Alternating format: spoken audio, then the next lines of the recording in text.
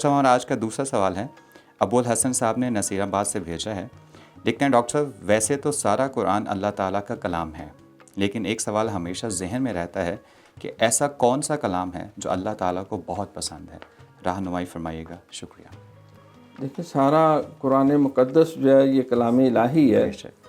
اور اس کا تو کوئی حضور علیہ السلام نے فرمایا کہ فضل و کلام اللہ علی سائر الکلام کا فضل اللہ علی خلقہ.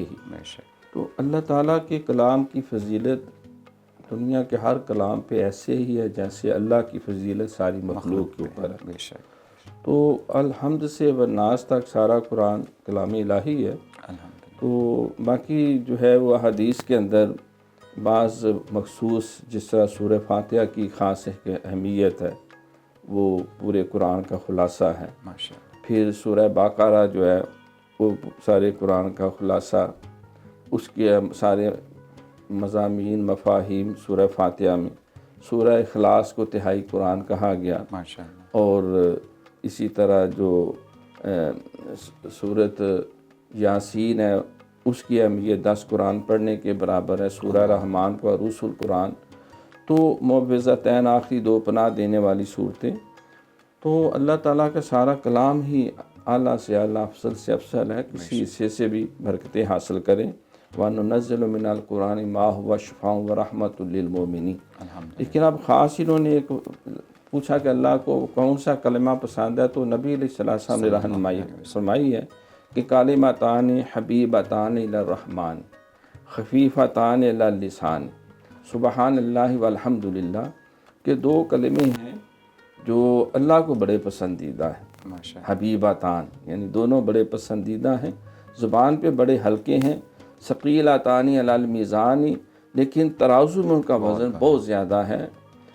تو سبحان اللہ والحمد للہ.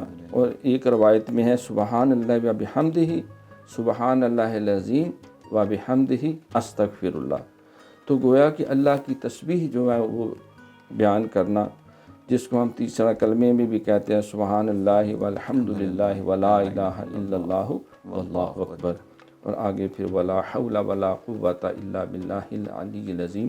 تو یہ جو ابتدائی حصہ ہے سبحان اللہ و بحمدہ سبحان اللہ و بحمدہ سبحان اللہ العظیم و بحمدہ استغفر اللہ، یہ گویا کہ تیسرا سبحان اللہ والحمد للہ ولا الہ الا اللہ واللہ اکبر.